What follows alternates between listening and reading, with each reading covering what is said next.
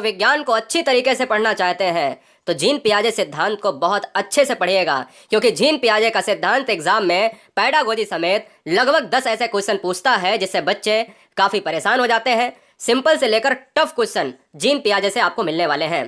तो देखिएगा, पूरा सिद्धांत पढ़ने के लिए आप हेडिंग डालिएगा और नोट्स को मेंटेन कर लेना, जिससे कोई भी परीक्षा में आया हुआ प्रश्न आपसे निकले ना इस बार पूरे में पूरे नंबर।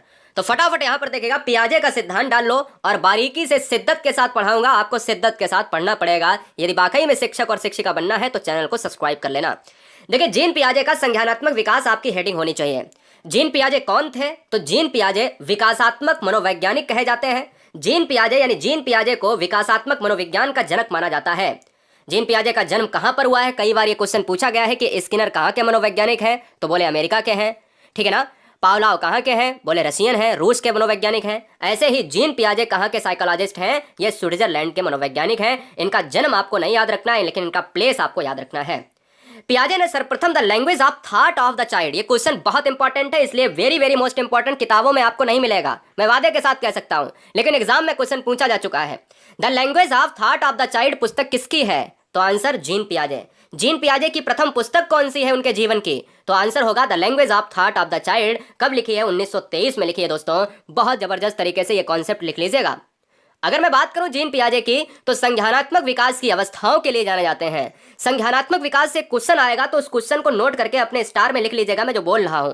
क्वेश्चन में ये पूछा जाएगा कि पियाजे ने किस अवस्था से लेकर किस अवस्था तक का विकास का सिद्धांत दिया है, कौन सी अवस्था से लेकर कौन सी अवस्था तक अध्ययन किया है।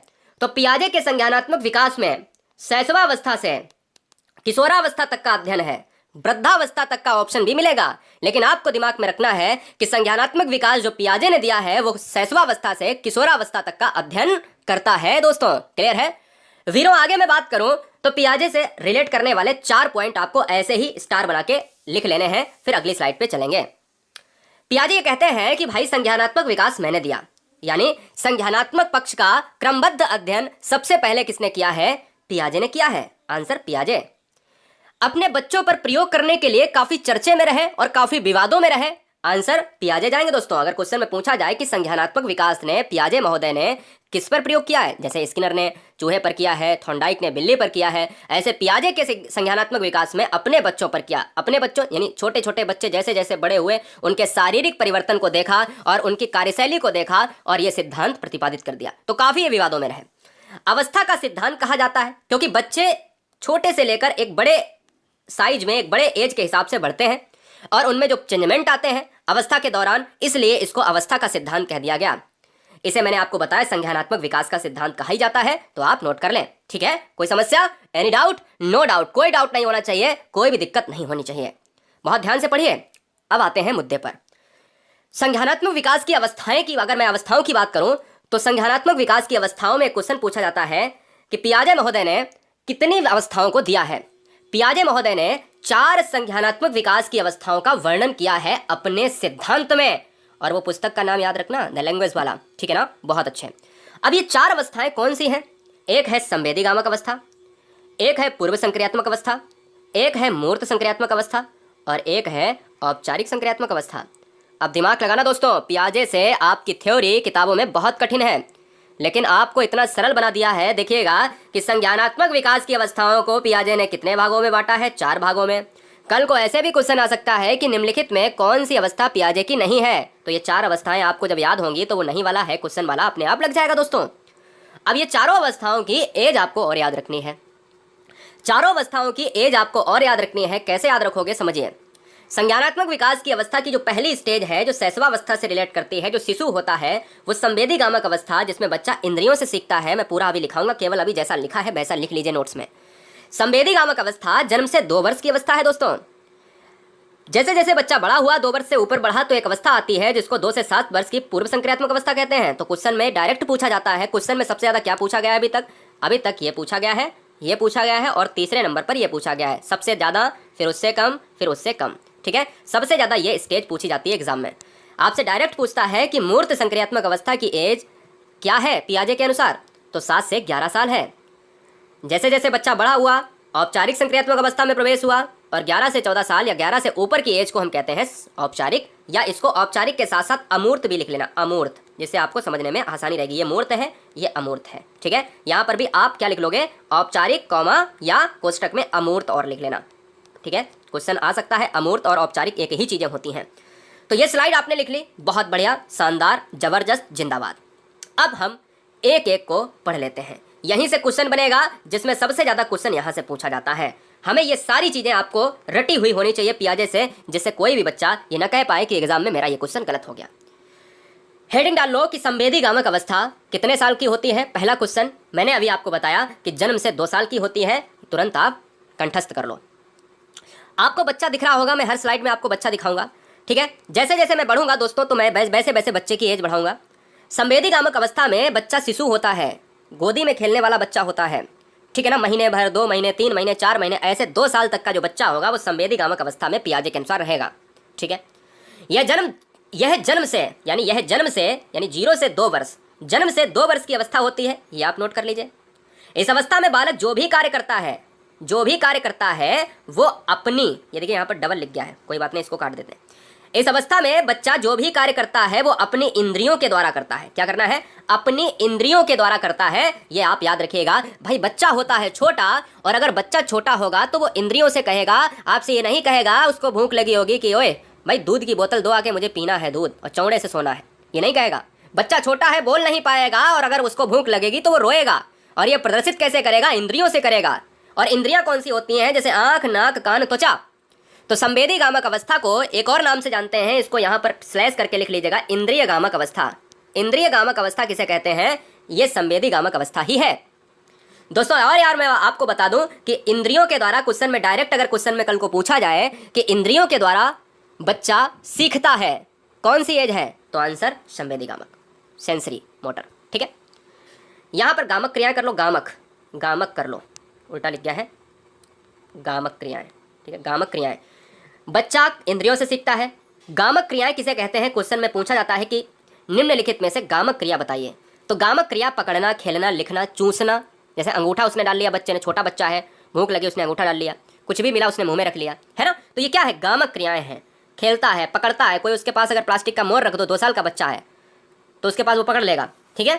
तो ये चीज़ें क्या है, गामक क्रियाओं के अंतर्गत। अब कहते हैं पूर्व संक्रियात्मक अवस्था। पूर्व संक्रियात्मक अवस्था को एक नाम से और जानते हैं जो लगभग मिलता जुलता है, प्राक संक्रियात्मक, आगे लिख लेना, प्राक संक्रियात्मक अवस्था। पूर्व संक्रियात्मक अवस्था की एज कितनी होती है, तो यह होती है 2 से 7 वर्ष। 2 से 7 वर्ष की अवस्था को पूर्व संक्रियात्मक अवस्था कहा जाता है।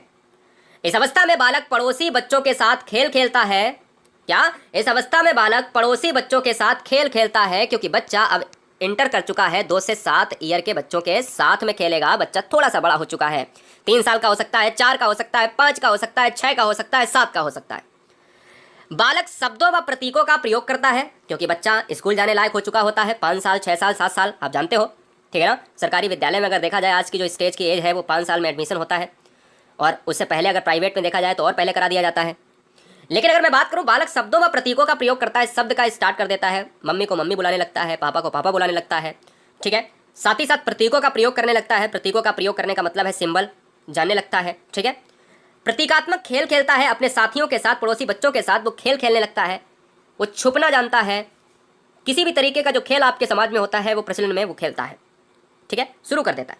खिलौने की आयु इसी अवस्था को कहा जाता है। तो क्वेश्चन में पूछ सकता है कि किस आयु के बच्चे, यानी कौन सी ऐसी पियाजे की अवस्था है जिसे खिलौने की आयु कहा जाता है, वो है पूर्व संक्रियात्मक। इसी दौरान उसमें भाषा का विकास प्रारंभ हो जाता है। इसी दौरान उसमें भाषा का प्रारंभ हो जाता है, प्रारंभ होने की अवस्था। क्वेश्चन बहुत इंपॉर्टेंट, भाषा का विकास हो जाता है। अगर ये पूछे तो मूर्त संक्रियात्मक, अगर ये पूछे कि प्रारंभ हो जाता है, तो दोनों में फर्क है। यही कहीं ना कहीं यही परेशान करता है एग्जाम में बच्चों को। जब प्रारंभ होने की बात करें तो पूर्व संक्रियात्मक, और जब हो जाए पूरा तो मूर्त संक्रियात्मक। अब थोड़ा सा चंट बच्चा आपको दिख रहा होगा, 7 से 11 साल की उम्र में एंटर कर चुका है। सबसे ज़्यादा यहीं से क्वेश्चन पूछे जाते हैं, ध्यान दीजिएगा। आपसे ये कहता है कि मूर्त संक्रियात्मक अवस्था की एज क्या होती है। मूर्त संक्रियात्मक अवस्था की जो एज होती है वो 7 से 11 वर्ष होती है। ये नोट कर लो, 7 से 11 वर्ष की एज को हम क्या कहेंगे, मूर्त संक्रियात्मक अवस्था। उल्टा भी पूछ सकता है। इस अवस्था में बालक का चिंतन और तर्क करना, यानी बच्चा जो है, ये क्वेश्चन बहुत इंपॉर्टेंट है। ये जो लाइन आपको दिख रही है, ये जो लाइन आपको दिख रही है पूरी लाइन, यहाँ से क्वेश्चन आपको बनेगा और 100% बनेगा, क्योंकि हर बार ही बना है अभी तक 2011 से। आपसे क्या पूछेगा कि देखो ऐसी अवस्था पियाजे की बता दीजिएगा जिसमें बच्चा तर्क करता है, तो अपने स्टार बना के अपने सहूलियत के साथ जिससे रिवीजन कर पाओ परीक्षा के समय। उसमें आपको करना है कि बच्चा तर्क कब करता है, तो आंसर मूर्त संक्रियात्मक। बच्चा चिंतन शुरू कब करता है, तो आंसर मूर्त संक्रियात्मक। बच्चा तारीख, या तारीख कर लेना, तारीख, दिन, समय, महीना आदि बताने लगता है कौन सी अवस्था में, आंसर मूर्त संक्रियात्मक में। अगर क्वेश्चन में पूछे शुरू कर देता है या करता है मूर्त अवस्था में, तो मूर्त मारना है, टेंशन लेने की बात नहीं है। इस अवस्था में बालक सही अनुपात का अंतर कर लेता है कि भाई 1 किलो रुई है, 1 किलो लोहा है, 1 किलो कुछ भी ले लो, 1 किलो कुछ भी ले लो, है ना, या 2 किलो सेव ले लो, 1 किलो संतरा ले लो, तो बता देगा कि 2 किलो संतरा, 2 किलो सेव है ये ज़्यादा है और 1 किलो संतरा है ये कम है। ये बता देगा कि 1 किलो रुई है, 1 किलो लोहा है, तो दोनों बराबर हैं, लेकिन आकार में ज़्यादा रुई लग रही है, तो वो बता देगा, समझने लगता है। ठीक है, तो दोस्तों याद रखिएगा कि अगर एक पॉइंट और बना के लिख लीजिएगा कि गणित का सर्वाधिक ज्ञान, गणित की क्रियाओं को बच्चा किस अवस्था में करता है, गणित की क्रियाओं को बच्चा करता है पूर्व संक्रियात्मक, जोड़ घटाना, है ना, ये सब करता है। अनुपात का अंतर, आकार, ये सब गणित ही तो है। भार, क्रम, क्रम को ध्यान दीजिए, क्वेश्चन में आ सकता है कि आरोही और अवरोही का ज्ञान बच्चे को किस अवस्था में होता है, तो मूर्त संक्रियात्मक में। छोटा है, फिर बड़ा है, फिर उससे बड़ा है, फिर उससे बड़ा है, फिर उससे बड़ा है, ये क्रम है। 1 2 3 4 5 6 7 8 एक क्रम है। लाइन से 100 लोग खड़े हैं, बोला कि गिनो, ये क्रम है।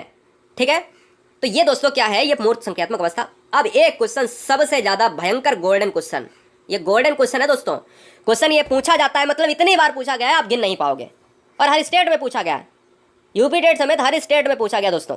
आपसे क्या कहता है कि कौन सी अवस्था में बच्चा मूर्त चिंतन प्रारंभ करता है। जब क्वेश्चन में कहे मूर्त चिंतन, तो आंसर भाई क्वेश्चन में ही लिखा है, आंसर मूर्त संक्रियात्मक ठोक दो, कोई दिक्कत नहीं। और दोस्तों गलती से कह दे वो अमूर्त चिंतन, तो आंसर औपचारिक वाला होगा। औपचारिक को कहते हैं अमूर्त चिंतन। क्या कहते हैं, अमूर्त चिंतन। ठीक है, तो अमूर्त चिंतन अगर ऑप्शन में हो तो अमूर्त मारिएगा, पूछे अमूर्त पूछे तो अमूर्त मारिए, और मूर्त पूछे तो मूर्त मारिए। और पियाजे की अंतिम स्टेज हम पढ़ रहे हैं औपचारिक संक्रियात्मक अवस्था, इसी को लिख लीजिएगा अमूर्त चिंतन की अवस्था। ठीक है, औपचारिक संक्रियात्मक अवस्था 11 से 14 वर्ष की अवस्था है। 11 से 14 वर्ष की अवस्था है। ठीक है, 11 से 14 वर्ष की जो अवस्था है वो क्या है, औपचारिक संक्रियात्मक अवस्था है। यह 11 से 14 वर्ष की आगे की अवस्था कहलाती है, या 11 से ऊपर की अवस्था कहलाती है। इस अवस्था में किशोर मूर्त, यहाँ मूर्त करना है, इस अवस्था में किशोर मूर्त के साथ साथ अमूर्त चिंतन करता है। यह अमूर्त क्या होता है मैं बता देता हूं। जैसे नदी के किनारे आप बैठे कोई चीज सोच रहे हो, जैसे कवि, वो अमूर्त चिंतन है। और मूर्त का मतलब होता है जो चीजें दिखाई देती हैं। ठीक है, अमूर्त चिंतन का मतलब होता है कि आप अपनी समस्या को खुद ही सॉल्व कर लो, यानी स्मरण करना, मनन करना, चिंतन करना। जब बच्चा बड़ा होता है तो आप चिंतन करते हो, वही है अमूर्त। कार्य को कारण समझता है, यानी कार्य में अंतर समझ जाता है कि ये कार्य मेरे लिए ठीक है, ये कार्य मेरे लिए घातक है, इसलिए इसे तार्किक चिंतन की अवस्था भी कहा जाता है। देखो क्वेश्चन में समझिए, बच्चा तर्क करना शुरू कर देता है, मूर्त अवस्था। बच्चा अमूर्त रूप से तार्किक चिंतन कर देता है, शुरू नहीं करने की बात कर रहा है, तार्किक चिंतन करता है, तो भैया एग्जाम में ट्रेंड होता है, कौन कौन से नामों से जाना जाता है। और लास्ट में इसी चैप्टर से हम इसके कुछ क्वेश्चंस ले लेंगे जो डायरेक्ट एग्जाम में ट्रेंड होते हैं। तो सबसे पहला आपको काम करना है कि स्किनर का क्रिया प्रसूत अनुबंधन का सिद्धांत पढ़ना है। तो सबसे पहली हेडिंग आपको डालनी है कि स्किनर का क्रिया प्रसूत अनुबंधन का सिद्धांत। दोस्तों बहुत बारीकी से समझाऊंगा, मात्र 10 मिनट के अंदर पूरी डिटेल के साथ, पूरी शिद्दत के साथ समझिएगा। स्किनर का क्रिया प्रसूत अनुबंधन का सिद्धांत से पहला एक बारीकी से क्वेश्चन पूछ लेता है कि स्किनर का क्रिया प्रसूत यानी क्रिया प्रसूत अनुबंधन, क्वेश्चन में डायरेक्ट पूछेगा कि क्रिया प्रसूत अनुबंधन का सिद्धांत किस मनोवैज्ञानिक ने दिया है, तो वहां पर आंसर हो जाएगा स्किनर हो जाएगा। दोस्तों हर बहन, हर भाई, हर गृहिणी से मेरी इतनी गुजारिश है कि पूरी तरीके से शिद्दत से सिलेक्शन लेना है। इस बार हर घर में एक सिलेक्शन आना चाहिए, यह आपको करना पड़ेगा। यहां पर अगर मैं बात करूं कि एक बच्चों के जहन में क्वेश्चन आता होगा कि क्रिया प्रसूत का नियम यानी क्रिया प्रसूत का मतलब क्या होता है, तो समझिए क्रिया प्रसूत का जो मतलब होता है, जो आजकल किताबों में नहीं मिलेगा और ना ही आपको कोई बता पाएगा। मानव एवं जानवरों की ऐच्छिक क्रियाएं, जो मनुष्य जैसे हम हैं, आप हैं, अपनी रोजाना रोजाना की दिनचर्या में चीजों को करते हैं, कोई दिनचर्या में ऐसी चीज जो हमेशा करते हैं, यानी मनुष्य जो भी कार्य करता है, जो भी ऐच्छिक क्रियाएं करता है, या प्राणी या कोई जीव जंतु जो भी कार्य करता है उसी को क्रिया प्रसूत कहते हैं। यह चीज आपके दिमाग में बैठ जानी है। अब आप कहोगे सर मजा आ गया, क्रिया प्रसूत मुझे समझ में आ गया। अब बात आती है दूसरा क्वेश्चन यहाँ पर ये पूछ सकता है कि एसआर थ्योरी किसने दिया है। तो एसआर थ्योरी भी भैया किसने दिया है? एसआर थ्योरी भी दिया है, स्किनर ने दिया है। अब 2 पॉइंट आपको और लिखने हैं। क्वेश्चन में ये पूछ सकता है कि जो स्किनर का क्रिया प्रसूत नियम है वो किसके आधार पर है, किसका जो है किसके समकालीन है, या कह सकते हैं कि किसके ऊपर आधारित है। तो सबसे पहला पॉइंट लिखेंगे कि इस सिद्धांत का प्रतिपादन अमेरिका के हार्वर्ड विश्वविद्यालय के प्रोफेसर बीएफ स्किनर ने 1938 में किया। दोस्तों सबसे पहली बात तो आ सकती है कि स्किनर कहाँ के मनोवैज्ञानिक है, जो हर बार एग्जाम में पूछा गया है, ये विश्वास मानिएगा। स्किनर अमेरिका के हैं, ये आपको बात माननी पड़ेगी, याद रखनी पड़ेगी। कब किया है? 1938 में किया है। ठीक है, यह सिद्धांत किस पर आधारित है? थॉर्नडाइक के प्रभाव के नियम पर आधारित है। थॉर्नडाइक का सिद्धांत नहीं पढ़ा है तो पढ़ लीजिएगा, जिसमें मुख्य नियम में 3 थे: अभ्यास, तत्परता और प्रभाव। पूरी तरीके से प्लेलिस्ट को अपडेट किया जाएगा और हर सब्जेक्ट को बारीकी से पढ़ाया जाएगा। अभी केवल प्लेलिस्ट बनने दीजिएगा। स्किनर के क्रिया प्रसूत अनुबंधन सिद्धांत को किन किन नामों से जानते हैं, जरा इसको देख लीजिएगा।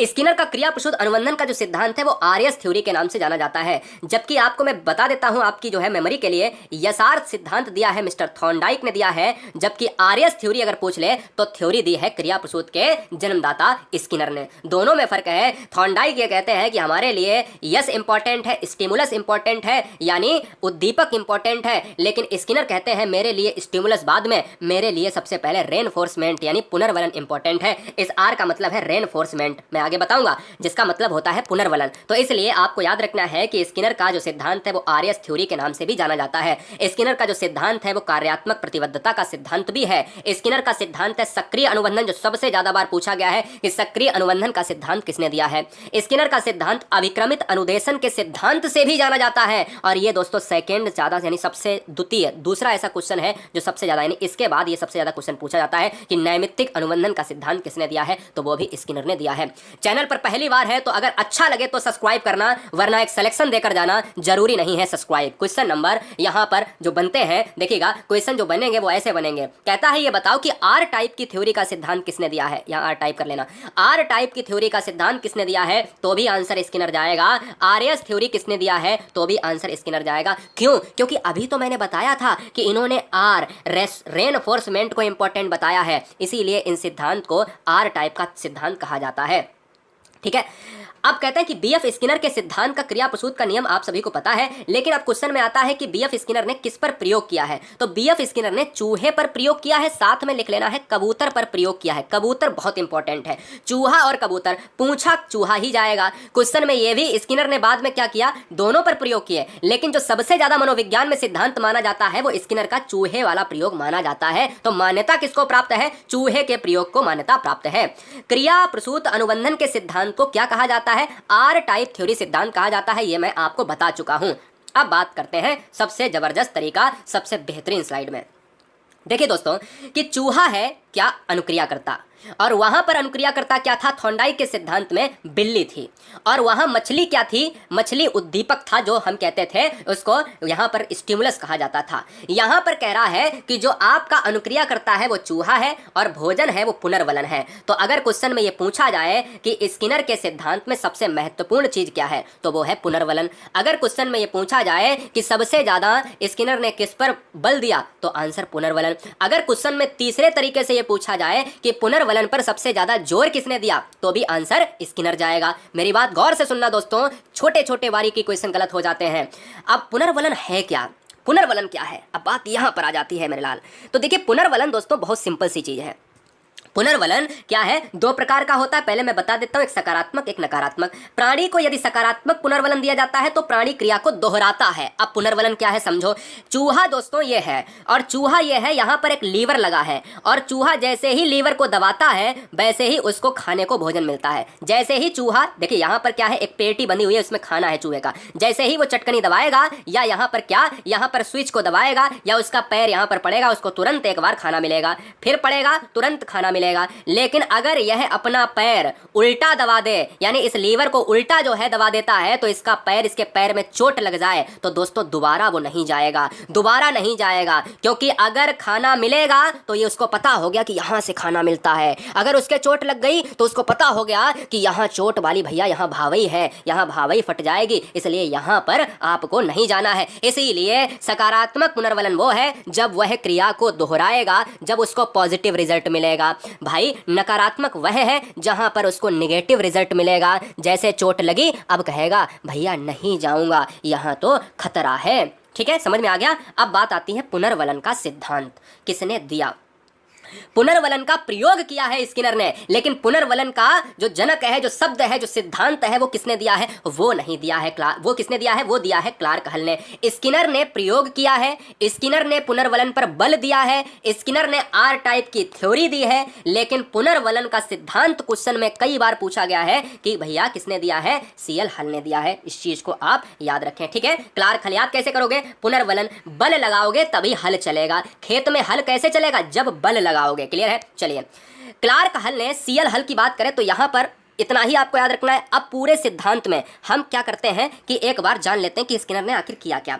स्किनर ने चूहे और कबूतर पर दोनों पर प्रयोग किए, तो इस पर अंडरलाइन कर लो, इस पर अंडरलाइन कर लो। कमेंट करोगे तो दोस्तों यहां पर आप यही कहोगे कि क्या सर कबूतर पर भी जो है स्किनर ने किया? बिल्कुल किया है। ठीक है, उसने चूहे को एक विशेष व्यवहार सीखने के लिए उनकी अनुक्रिया के पश्चात उन्हें एक विशेष पुनर्वलन देकर उन्हें निश्चित व्यवहार सीखने में सफलता प्राप्त की है। तो आप सभी को पता है ना कि अगर स्किनर की बात आए तो चूहे और कबूतर के लिए जाने जाते हैं, और उनको प्रशिक्षित करने का काम पुनर्वलन के द्वारा किया है, जो मैं पुनर्वलन को बहुत अच्छे से समझा चुका हूं, उनके जनक को समझा चुका हूं। अब बात आती है यहां पर, और फिर हम देखेंगे क्वेश्चन पर। ठीक है, चलिए। इन्होंने प्रयोग के लिए एक विशेष वाक्स का प्रयोग किया था। देखिए, विशेष वाक्स का जो प्रयोग किया था, इस वाक्स को क्या कहा गया? इस वाक्स को यहां पर जो है, इस वाक्स को बाद में क्या कहा गया, पहले क्या कहा गया, दोनों को बताते हैं। देखिए, इन्होंने प्रयोग के लिए, जो चूहे के लिए एक बॉक्स का प्रयोग, जो कबूतर के लिए एक बॉक्स का प्रयोग किया था, उसका नाम था क्रिया प्रसूत अनुबंधन कक्ष नाम दिया। लेकिन बाद में जब स्किनर नहीं रहे और उनके जो शिष्य थे, उन्होंने उनके सम्मान में इस बॉक्स को स्किनर बॉक्स कहा गया। क्या कहा गया? स्किनर बॉक्स का नाम दिया गया। तो क्वेश्चन में एक बार पूछा भी गया है कि जो बॉक्स यूज किया जाता है पुनर्वलन में, उसका नाम क्या है? तो स्किनर बॉक्स है। ठीक है, चलिए। अब दोस्तों सबसे महत्वपूर्ण जो पॉइंट है, छोटा छोटा भले ही लिखा हो, लेकिन यह 5 पॉइंट आपको इंपॉर्टेंट तरीके से याद रखने हैं। भाई, हमें क्या कबूतर और चूहे की पढ़ने की पड़ी है? हमें क्या बिल्ली और पावलाव में कुत्ता को पढ़ने की जरूरत पड़ी है? भाई, ये कक्षा में प्रयोग होने चाहिए, यही तो इंपॉर्टेंट है ना, है ना? सिंपल सी बात है। तो जान लेते हैं कि क्रिया प्रसूत का नियम क्यों आया, शिक्षा में महत्व क्या है, एजुकेशन में अगर इसका प्रयोग देखा जाए क्या है। इसका प्रयोग बालक के शब्द भंडार में वृद्धि के लिए किया जाता है। तो क्वेश्चन पूछ सकता है कि अगर बच्चे के शब्द भंडार में वृद्धि करना है, इंक्रीजमेंट अगर करना है, तो भाई किसका प्रयोग करेंगे? तो स्किनर का सिद्धांत। शिक्षक इस सिद्धांत के द्वारा सीखे जाने वाले व्यवहार को स्वरूप प्रदान करता है, एक नई दिशा देता है। वह उद्दीपन पर नियंत्रित करके वांछित व्यवहार का सृजन करता है। यानी जो उद्दीपन है वो इंपॉर्टेंट नहीं है, पुनर्वलन इंपॉर्टेंट है, और उसको एक बेहतरीन दिशा देता है। क्या? एक शिक्षक। किसको? एक छात्र को। ठीक है, चलिए, ये हो गया स्किनर। इस सिद्धांत में सीखी जाने वाली क्रिया को छोटे छोटे पदों में विभाजित किया जाता है। शिक्षा में इस विधि का प्रयोग करके सीखने में गति और सफलता दोनों मिलती है। बहुत बढ़िया, अच्छा क्वेश्चन हो सकता है। स्किनर का मत है जब भी कार्य में सफलता मिलती है तो संतोष प्राप्त होता है। यह संतोष क्रिया को बल प्रदान करता है। वही वाला पुनर्वलन सकारात्मक है, तो सकारात्मक कार्य में अगर सफलता मिलेगी तो आप नए जोश के साथ लग जाओगे, और अगर फेल हो जाओगे तो निराश हो जाओगे, है ना? सिंपल सी बात, वही चीज है ना। इसमें पुनर्वलन को बल मिलता है, ये बहुत इंपॉर्टेंट है। तो इसका आंसर क्या जाएगा? स्किनर जाएगा। ठीक है, अधिकाधिक अभ्यास द्वारा क्रिया को बल मिलता है। तो क्वेश्चन में अगर पुनर्वलन आए तो तुरंत रेनफोर्समेंट आए, तो तुरंत दोस्तों ये रेनफोर्समेंट की इंग्लिश है, देख लीजिएगा ध्यान से। तो अगर ये आ जाए ना, इसी को आर टाइप कहा जाता है। तो आज क्वेश्चंस पूछे जाते हैं किस तरीके से हम एग्जाम में इस चैप्टर को हैंडल करें। लास्ट में इस वीडियो से हम 10 क्वेश्चन इसी चैप्टर से लगा लेंगे। तो चलिए, यहाँ पर अपने नोट्स में सबसे पहली हेडिंग डालनी है आपको कि थॉर्नडाइक का प्रयास एवं त्रुटि का सिद्धांत। अब देखिए, थॉर्नडाइक से संबंधित 3 पॉइंट जो प्रत्येक बच्चे को आने चाहिए। पहला पॉइंट कि थॉर्नडाइक क्या है। थॉर्नडाइक एक है मनोवैज्ञानिक। कहाँ के हैं? वो है अमेरिकी मनोवैज्ञानिक, पहला पॉइंट। दूसरा, थॉर्नडाइक को किस मनोवैज्ञानिक की श्रेणी में रखा जाता है? तो दोस्तों पशु मनोवैज्ञानिक की श्रेणी में रखा जाता है। यानी यह जो मनोवैज्ञानिक है यह पशु मनोवैज्ञानिक है। ठीक है, थॉर्नडाइक के तीसरा पॉइंट बहुत महत्वपूर्ण है कि यह प्रथम शैक्षिक मनोवैज्ञानिक कहे जाते हैं। क्वेश्चन में कई बार पूछा गया है गाइस कि भाई ये बताओ कि मनोविज्ञान में प्रथम शैक्षिक मनोवैज्ञानिक किसे कहा जाता है? तो थॉर्नडाइक को। अच्छा, रीजन बच्चे पूछेंगे क्यों कहा जाता है? क्योंकि सबसे पहले पशुओं पर जो प्रयोग था, एनिमल्स पर जो स्टडी की थी, वो थॉर्नडाइक महोदय ने की थी। E.L. थॉर्नडाइक, याद रखेंगे पूरा नाम क्या है? E.L. थॉर्नडाइक अमेरिकी मनोवैज्ञानिक है, पशु मनोवैज्ञानिक है, प्रथम शैक्षिक मनोवैज्ञानिक है। रीजन क्या है? क्योंकि सबसे पहले प्रयोग किया है पशुओं पर। दोस्तों अगले पॉइंट पर हम बढ़ेंगे। देखिए, अगर वीडियो को थोड़ा सा अगर आप समझने की कोशिश करें, आप बहुत सारे बच्चे पहली बार होंगे, तो हम ये उम्मीद दिलाते हैं, उम्मीद पर ही दुनिया चलती है दोस्त, क्लियर है? क्योंकि पूरी तरीके से फ्री ऑफ कास्ट राष्ट्र हित में कहना बहुत आसान होता है, करना बहुत बड़ा कार्य होता है। इसलिए लाखों बच्चे यहां से हर 6 महीने में निकलते हैं। अगला नंबर आपका है, सब्सक्राइब जरूर कर लें, क्योंकि पूरा पूरा ज्ञान आपके माइंड में भेजे में भरना है। अधूरा ज्ञान खतरनाक होता है। वेरी इंपॉर्टेंट पॉइंट में 2 पॉइंट आपको लिखने हैं। यहां पर हम एक चीज और बताना चाहेंगे कि 2 पॉइंट और इस एक्स्ट्रा में बताएंगे यहां पर कि थॉर्नडाइक ने अपनी पुस्तक शिक्षा मनोविज्ञान, इस क्वेश्चन को नोट करिए, शिक्षा मनोविज्ञान डैश E.L. थॉर्नडाइक, ऐसे लिख लीजिएगा स्टार बना के। तो क्वेश्चन में कई बार पूछा गया है कि शिक्षा मनोविज्ञान किसकी पुस्तक है। या एक और क्वेश्चन यहां पर आपसे पूछ सकता है कि एनिमल इंटेलिजेंस पुस्तक किसकी है? वो भी दोस्तों किसकी है? थॉर्नडाइक महोदय की है, ये भी नोट कर लीजिएगा। अब बात आती है कि शिक्षा मनोविज्ञान पुस्तक को इन्होंने कब लिखा था, तो तुरंत यहां पर नोट डालिएगा, 1913 ईस्वी में इस प्रयास एवं त्रुटि के सिद्धांत को थॉर्नडाइक महोदय ने अपने सिद्धांत को प्रतिपादित शिक्षा मनोविज्ञान में किया था। कब किया था? 1913 में, जिसे थॉर्नडाइक थ्योरी ऑफ लर्निंग के नाम से जाना जाता है। तो इस चीज को आप हमेशा याद रखें, जो आपका सिद्धांत है ना, ये प्रयास एवं त्रुटि का सिद्धांत, इसी को कहा जाता है थॉर्नडाइक थ्योरी ऑफ लर्निंग। दोस्तों क्लियर है? चलिए नेक्स्ट। अब बात आती है कि बहुत सारे परिवार इस परेशानी से गुजर जाते हैं, कभी कभी एग्जाम में हम ये सोच कर जाते हैं कि हमने तो प्रयास एवं त्रुटि का सिद्धांत पढ़ा था। अब क्वेश्चन अगर एग्जाम में ये पूछ लिया जाए कि ये बताओ कि संबंधवाद का सिद्धांत किसने दिया है, तो बच्चे परेशान हो जाते हैं। देखिए, बहुत सारे स्टूडेंट इसमें वो स्टूडेंट होंगे जिनको लगता है कि अरे ये मुझे सब कुछ आता है, ये मैंने सब कुछ लिख के रखा है। तो मैं बताना चाहूँगा कि सारे लोगों के पास किताबें अच्छी अच्छी होती हैं, अलमारी में सजा कर रखते हैं, लेकिन उनको खोलने में बड़ी दिक्कत होती है। ये हमारे साथ भी होता था, आपके साथ भी होता है, इसलिए बहुत ध्यान से कंसंट्रेशन के साथ वीडियो वॉच करें। थॉर्नडाइक के सिद्धांत के अन्य नाम क्या है? तो देखिए, प्रयत्न एवं भूल का सिद्धांत। क्वेश्चन में ये पूछ सकता है कि प्रयत्न एवं भूल का सिद्धांत किसने दिया है? आंसर थॉर्नडाइक जाएगा महोदय। प्रयास एवं त्रुटि का सिद्धांत किसने दिया है? तो आंसर थॉर्नडाइक जाएगा महोदय, क्लियर है? उद्दीपन अनुक्रिया का सिद्धांत गाइस किसने दिया है? तो यहां पर आंसर थॉर्नडाइक जाएगा। संयोजनवाद का सिद्धांत किसने दिया है? आंसर थॉर्नडाइक फिर से जाएगा। और संबंधवाद का सिद्धांत किसने दिया है? थॉर्नडाइक जाएगा। एक और यहां पर नोट और बढ़ा लो आप, एक और बढ़ा लो कि आवृत्ति का सिद्धांत किसने दिया है? तो इसका भी आंसर किसके साथ जाएगा? आवृत्ति का सिद्धांत हमने नहीं लिखाया है, तो नोट करिएगा कि थॉर्नडाइक महोदय ने आवृत्ति का सिद्धांत, संबंधवाद का सिद्धांत, संयोजनवाद का सिद्धांत, उद्दीपन अनुक्रिया का सिद्धांत, प्रयास एवं त्रुटि का सिद्धांत, प्रयत्न एवं भूल का सिद्धांत, और इस उद्दीपन अनुक्रिया के सिद्धांत को SR थ्योरी भी कहा जाता है। S फॉर स्टिमुलस, अनुक्रिया फॉर रेस्पॉन्स। ये मैं आगे बताऊंगा, अभी केवल लिख लो, ठीक है? तो यार याद रखो कि अगर ये क्वेश्चन में पूछा जाए तो ये सभी प्रयास एवं त्रुटि यानी प्रयत्न एवं भूल के सिद्धांत के सभी नाम ही हैं।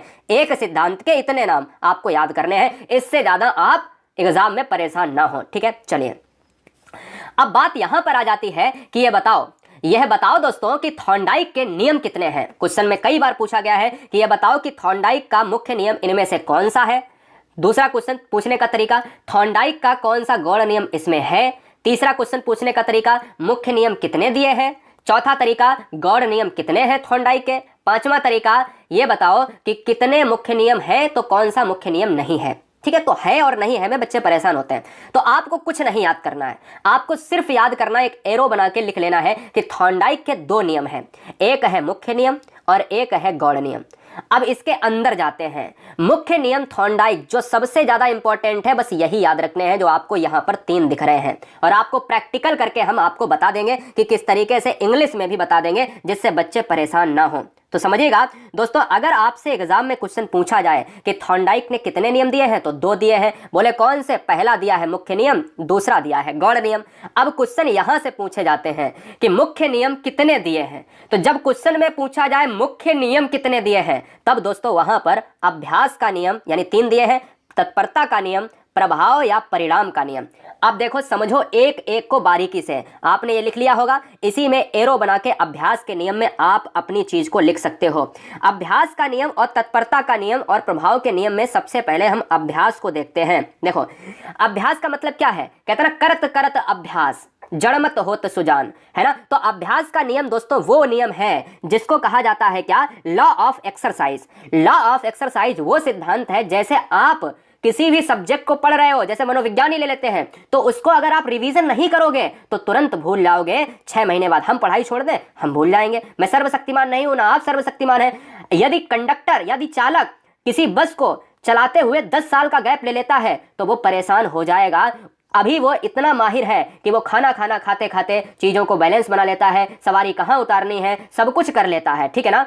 अभ्यास से क्या होता है, चीजें सटीक होती हैं। तत्परता का नियम, तत्परता का नियम होता है लॉ ऑफ रीडनेस। तत्परता का नियम दोस्तों वो होता है जब कोई व्यक्ति किसी कार्य को करने के लिए तत्पर है। तत्परता का नियम क्या है, जब कोई व्यक्ति किसी कार्य को करने के लिए तत्पर है। जैसे जैसे आप अपने आने वाले एग्जाम में पूरी तरीके से लगन और मेहनत से लगे हुए हो तो वह तत्परता का नियम है। प्रभाव या परिणाम का नियम क्या है दोस्तों, प्रभाव या परिणाम का नियम होता है इफेक्ट ऑफ और या सेटिस्फैक्शन, यानी लॉ ऑफ सेटिस्फैक्शन। जो सेटिस्फैक्शन है या जो लॉ ऑफ इफेक्टनेस वाली बात आ रही है, प्रभाव का नियम कहलाता है। मतलब यह 2 प्रकार का होता है, या तो निगेटिव होगा या तो होगा पॉजिटिव। प्रभाव मतलब अगर आपके 10th में अच्छे नंबर आए तो आपकी माताजी ने आपको एक मोबाइल दिला दिया। अब एकदम से आपके अंदर जोश आ गया, अरे भैया 10th में ये था तो 12th में क्या होगा। और अगर दूसरी तरफ जो है अगर आप फेल हो गए तो वही जो है बेलन बजने लगा तो वो निगेटिव हो जाएगा। तो बच्चे का आने वाला रिजल्ट भी दोस्तों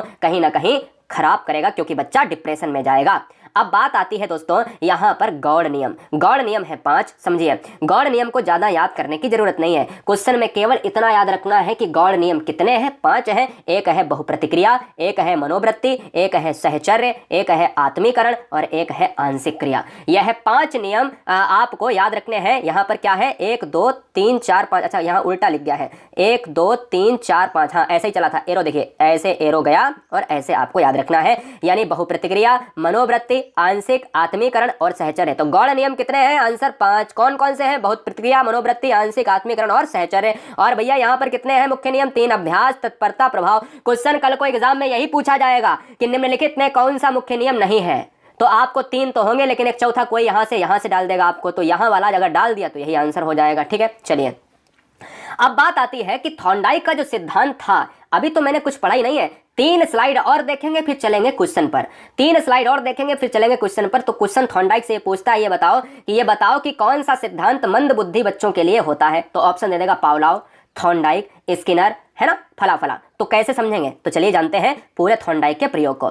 थॉर्नडाइक ने सबसे पहले क्या किया, प्रयोग किया। तो क्वेश्चन में पूछा जाता है कि थॉर्नडाइक ने प्रयोग किस पर किया, कुत्ता, बिल्ली, कबूतर, चूहा। तो आंसर होगा बिल्ली पर किया है।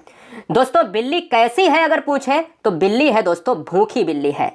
और अगर क्वेश्चन में पूछे कि बिल्ली का जो उद्दीपक है, बिल्ली का जो खाना है वो क्या है, मछली है। और मछली कैसी है, मृत मछली है। मछली कहाँ रखी है, पिंजड़े के बाहर रखी है। इस चीज को आप याद रखिएगा। ये देखिए मांस यहाँ पर रखा हुआ है, बिल्ली ये है और ये क्या है, बॉक्स है। अब यहाँ पर हम प्रयोग करके आपको बताएंगे, सब टेंशन आपको मुक्त करा देते हैं कि आप परेशान होते हो कि यस क्या है, आर क्या है, रेस्पॉन्स क्या है और यहाँ पर अनुक्रिया क्या है, उद्दीपन क्या है। तो देखिए जो अनुक्रिया करता होता है वह क्या होता है, वह बिल्ली है। जैसे हम क्या हैं, हम और आप अनुक्रिया करता हो, आप क्या हो, रेस्पॉन्स हो। क्यों रेस्पॉन्स हो, आपका उद्दीपन क्या है, एक जॉब लेना, सरकारी जॉब लेना। तो समझो मेरी बात गाइस, आप क्या हो, रेस्पॉन्स हो, आप क्रिया कर रहे हो, मेहनत कर रहे हो, जी जान से शिद्दत से मेहनत कर रहे हो। क्यों, क्योंकि आपको उद्दीपन चाहिए, उसी में सब कुछ है। इसीलिए इसी तरीके से यह बिल्ली क्या है, उद्दीपन करता नहीं, अनुक्रिया करता है, रेस्पॉन्स करता है। और दोस्तों उसकी जो जाव है, इस समय वह भूखी है, अगर यह जीना चाहती है तो उसे खाना चाहिए। तो वह उद्दीपन यस कहलाता है। इस यस को कहते हैं स्टिमुलस कहा जाता है और SR को कहा जाता है रेस्पॉन्स कहा जाता है, यह चीज आपको याद रखनी है, ठीक है ना। जब दोस्तों यह अनुक्रिया करता इस खाना तक, यह बिल्ली इस खाना तक पहुंच जाती है, तो आपको बता दें कि इसके बीच में यस आर बॉन्ड बन जाता है। तो इसीलिए कहा जाता है कि इस सिद्धांत को यस आर थ्योरी का सिद्धांत। प्रयोग कैसे किया समझिए। कई बार बिल्ली पिंजड़े में अनेक क्रिया करती है। अचानक लीवर पर पंजा मारा और लक्ष्य को प्राप्त किया। कई बार दोस्तों बिल्ली कई बार जो है करती है क्रिया, उछल कूद करती है इस पूरे पिंजड़े में, और उसने अचानक एक लीवर पड़ा होता है, जैसे ही इस पर लीवर पर अचानक पैर पड़ा और ये सट से दरवाजा ओपन हो गया, और दरवाजा ओपन हुआ तो इसको भैया लार टपकाती हुई बिल्ली उस मछली को देख रही थी, जो मृत मछली, मांस के टुकड़े पड़े थे, उसको खाने के लिए उतावली हो गई और खाया और पेट भरा। कई बार बिल्ली जो है पिंजड़े में अनेक क्रिया करती है। अचानक लीवर पर पंजा मारा और लक्ष्य को प्राप्त किया। अनुक्रिया के द्वारा जो उद्दीपन को प्राप्त करने की क्रिया है वही दोस्तों अनुबंधन कहलाती है। वही दोस्तों इसके बीच में जो रिलेशन बना है, ये बीच वाला जो रिलेशन है, यसार बॉन्ड है, यही अनुबंधन कहलाता है। स्किनर वाले में और अच्छे से, पावलाव वाले में और अच्छे से अनुबंधन वर्ड को समझाएंगे, लेकिन आज कोई बच्चा ये नहीं कह सकता कि सर समझ में नहीं आया। हम चलेंगे दोस्तों, हम फिर यहाँ पर क्वेश्चन, लेकिन यहां से एक क्वेश्चन आपका पक्का बनता है। समझिए, क्वेश्चन में यह कहता है कि यह थॉर्नडाइक का सिद्धांत क्यों पढ़ाया जाता है। आपके दिमाग में यह भी होगा कि थॉर्नडाइक स्किनर का सिद्धांत क्यों हमें पढ़ाया जाता है, इसका मतलब क्या है। तो समझो, बच्चों से बार बार प्रयास करवाना चाहिए, यह थॉर्नडाइक का सिद्धांत सिखाता है।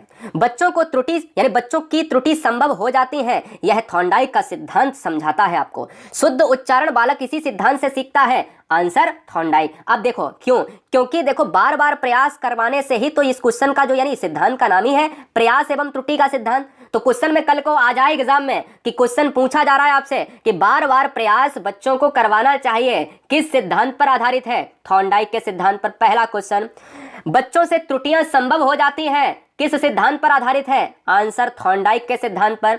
शुद्ध उच्चारण बालक इसी सिद्धांत से सीखता है, आंसर थॉर्नडाइक सिद्धांत। और चौथा और लिख लीजिएगा कि बच्चा धीमी गति से कब सीखता है, या किस सिद्धांत से बच्चा धीमी गति से सीखता है, तो वहां पर थॉर्नडाइक का सिद्धांत। क्यों सीखता है, क्वेश्चन ले रहा हूं मैं, क्यों सीखता है, उसका रीजन ये है। देखिए, धीमी गति से इसलिए सीखता है कि प्रयास करेगा फिर त्रुटि किया, फिर प्रयास करेगा फिर त्रुटि किया, प्रयास किया भूल गया, फिर प्रयास किया फिर भूल गया, फिर त्रुटि किया, फिर